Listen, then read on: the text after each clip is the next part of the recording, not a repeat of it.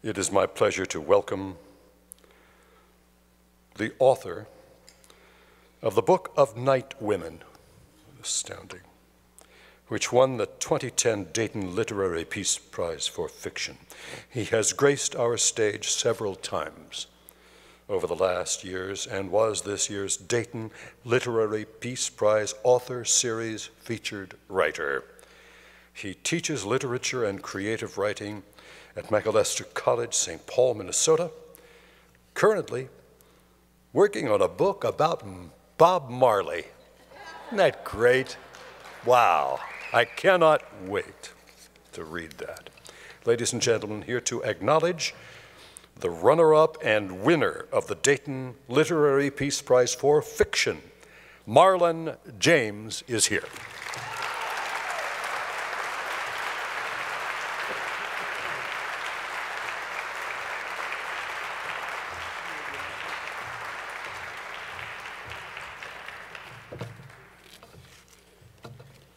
The only reason why it's a Bob Marley book is that I actually want to sell books this year. He actually isn't in it. I'm kidding. I think I'm going to call it Redemption Song, The Return. I was really honored to present, well, not even to present, to acknowledge the winner and the runner-up for the Fiction Prize this year, because both are books that I'm a huge fan of. And for all sorts of, it's funny reading them together and seeing the many ways in which they sort of circle around the same theme, the same sort of, both are in a lot of ways driftless books. And both have this sort of indomitable human spirit, which I was really, really inspired by. And when I was thinking of writing this, I thought of flowers, of like a sea of poppies, like the Amitav Ghosh book. Poppies, red flowers going on for miles and miles and miles. And every now and then there's a spot of a green flower, a green plant. And the green isn't there to remind you of the greenness of green. The green is there to remind you of the redness of red. And I thought of that because war and conflict is so commonplace that sometimes we take it for granted, this absence of peace. That sometimes we have become so desensitized to a bad thing that we either realize we either think it's a good thing or nothing at all. And one of the great things about this prize and about these books is that sort of spot of green in all that sea of red to remind you of the redness of red. And it's a question that's always raised at events like these, and it was raised last night. Can books that refuse to flinch from war, cruelty, inhumanity, even atrocity further the cause of peace? And the question is valid, but it can sometimes make a dangerous assumption that we know war, and that we can see storms coming, and that the truth is most of us don't. And those that do sometimes mistake forgetting for healing. We fall into the danger of the single story, the myth making. When I was growing up, all I knew about the Vietnam War is what I saw in the film The Green Berets. And I kept wondering, where in World War II was Vietnam? Because of how the film is structured. Talk about atrocities. The first real tool we have in bringing about peace, I think, is confronting war, is speaking truth to power, is recognizing conflict and inhumanity and cruelty, and to stare unblinkingly, to stare without blinking at things that most of us would rather look away from. The runner-up for the 2012 Dayton Literary Peace Prize is Hajin's Nanjing Requiem. And Nanjing Requiem is a subtle yet powerful account of one of the darkest moments in the 20th century, the rape of Nanjing. In 1937, the Japanese invaded and unleashed devastation almost unheard of, even by World War I standards. And while the novel shows skill and power in its unblinking, there's that word again, gaze at war, its real strength is depicting war's aftermath. A refugee camp with thousands of women and children, the day-to-day struggle to survive when days simply cannot be promised, the violence that stomps all over the spirit even when it leaves the body alone, people whose pulses gallop without warning in the middle of the night, and places so overrun with the dead that even the enemy couldn't find unpolluted water to drink. And yet the novel is not a grotesque. It's not an atrocity exhibition. It is simply what happens to those permanently, internally embattled. Nanjing Requiem is even something more audacious than that. It's a novel, and a novel of a character who dares to stand up to the torrent of history. And that's our 2012 runner-up, Hajin, Nanjing Requiem. Hajin couldn't be here tonight because of unforeseen circumstances, so we accept this award on his behalf. This is the applause part.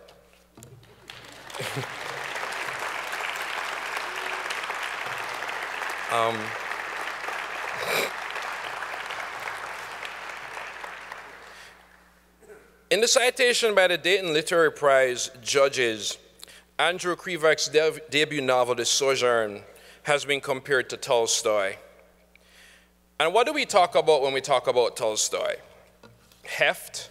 Sprawl? Not really. Tolstoy perfected is the death of Ivan Ilyich, because that is where he understands something that abounds in Andrew Krivak's novel. And the truth is this: of all the tools a writer can wield, the most devastating is economy. The Sojourn is charged with emotion, yet governed by restraint. It's densely populated, yet frighteningly intimate. A novel full of momentum, yet possessed with both a gift for observation and something you don't see too often in fiction these days, grace. A novel that shifts from Colorado to Austro-Hungary and the Italian Alps with characters that never truly stop drifting. A war story about the futility of war, a voyage and a return to places you can never really return to, and the kind of light of hope that can only come through facing even your own heart of darkness. The novel is also an inquiry. What is this thing we call the human spirit? Why is it so indomitable? Where does it come from, and why does it linger even after death? And how can we all learn from it? Because if we're going to find the best that's in us, the part that encourages and lives in a world of peace, the part that can make that a living thing, then that spirit is where we're going to have to start. And books like The Sojourn show us a how. So ladies and gentlemen, it's my great pleasure to introduce the 2012 winner of the Dayton Literary Peace Prize for The Sojourn, Andrew Krivak.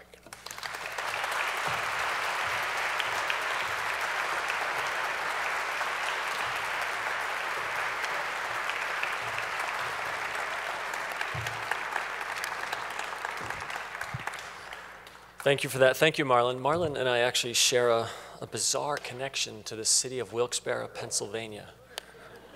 Of all places, it's where I was born and where Marlon went to school for a time.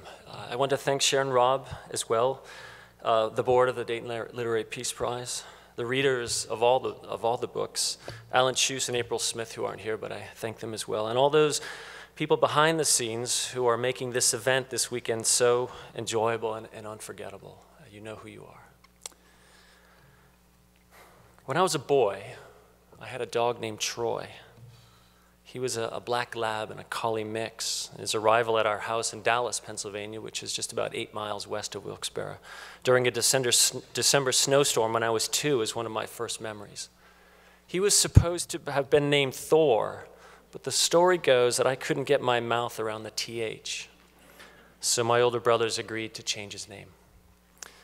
And Troy, true to the myth, grew to be a fighter, fast and sleek and muscular, against every attempt my father made to tie him up, to rein him in, to break his spirit and teach him to obey, which in the end proved to be his undoing. Dogs, that is, not my father's. Discipline was my father's craft, and he taught me well. But Troy, I realized years later when I began to read fiction in college, Troy was like the dog named Lion in Faulkner's The Bear. Fearless, resilient, loyal, determined to overpower. and all because he could not be taught to obey. He'd get scared, but he was never afraid. I mentioned Troy because it was past this dog, past his house, his dog house that we kept in our backyard. Troy on the leash that stretched to its bitter end so that he could push his cold, wet nose into my hand. That I walked on my way from the house in which I grew up to my grandmother's house, my mother's mother's house, who had been born in America but emigrated to Austria-Hungary before the Great War. There was a path worn past Troy, through a stretch of woods, up the next street, and into my grandmother's kitchen that seemed merely an extension in my mind of my mother's own kitchen. And it was there, at that table, next to a wood stove, where I sat with my younger brother and listened to the stories of a hard life in a hard land, the hunger, the survival, the meanness, the war, always told with a distant sadness on her face. And yet in the rising and falling tones of the beautiful Slovak she spoke, most of which my mother had to translate for us, so that she too moved to the sadness of her own mother. I didn't consider the origin or the purpose of those stories then. They were exotic on one level, a kind of Slovak Arabian Nights, and understandable on another, as my brother and I came to know firsthand what it meant to stand up for each other in a place where fighting came with the territory. But regardless, I listened and let those stories find a way in because I loved and I trusted the teller. But when I moved from the world of stories told to books that I could pick up and read on my own, I understood what my grandmother was doing for herself in the constant telling and retelling of those stories, trying to come to peace with the fact that she had survived. And all of those tellings were in some way a kind of unburdening and an embrace of belief. She had disobeyed what fate had fallen to others. She had unleashed herself from a world that sought to break her spirit. She had been given something, a life, another soul who loved her, a chance to love children, a freedom in a land to which she had been born, and yet all her adult life lived almost as a stranger. And she told me those stories not to entertain her wide-eyed grandsons, but to remind herself of what she had been given, and perhaps to test daily her own personal question, a question we all ask at some point. Is it enough? Is it worthy what I have made? And when we walked back home from my grandmother's house on those days, past Troy the dog, who would bound up to us on his leash when he saw us coming out of the woods on that path and push his nose again into my hand, I wanted to set him loose, to unclip the nylon rope from his collar and let him run free. Maybe, I thought, maybe this time he'd see. He would see and he would stay, not give up so much as lay down that need in him to fight.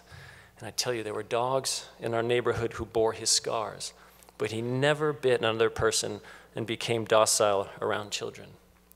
But he would find the porch, I imagined, and sit there like some benign lord who no longer had anything to prove, waiting, unfettered and unbound.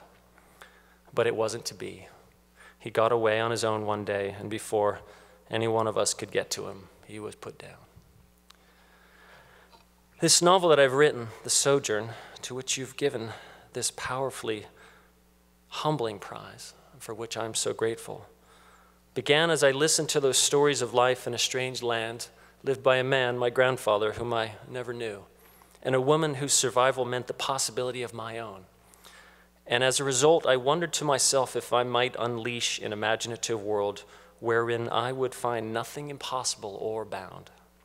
In another time, in another place, I could tell you where and how each of those stories that make up the fictional life of Joseph Vinich bend back into something I heard or imagined around that stove in Dallas, Pennsylvania, when I was a boy with a dog so aptly named Troy.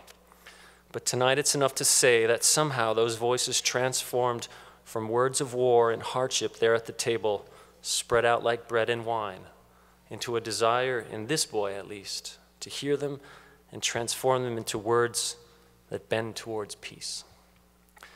And so I want to dedicate this award over there to those who shaped me, to John and Elizabeth, who passed away a long, long time ago, and to my father, Thomas, who gave me discipline and freedom in the end, and my mother, Irene, she to whom I dedicated the Sojourn and whose name means peace, passed away this May.